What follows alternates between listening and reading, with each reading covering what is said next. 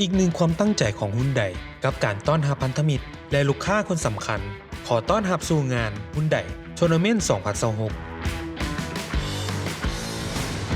ทัวร์นาเมนต์ที่พิเศษที่สุดที่ทางฮุนไดจัดร่วมกับสนามกอล์ฟลาวคันทรีคลับ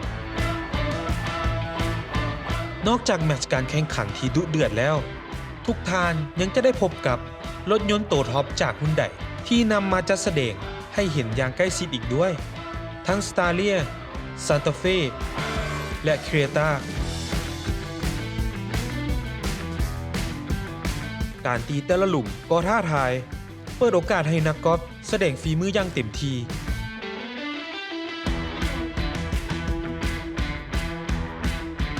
ปิดท้ายด้วยการมอบรางวัลสุดพิเศษหลากหลายรวมมูลค่าหลายกว่า250ล้านกีบฮุนไดขอบใจลูกค้าทุกท่านที่ไว้ใจเฮาแล้วพบกันในกิจกรรมต่อไป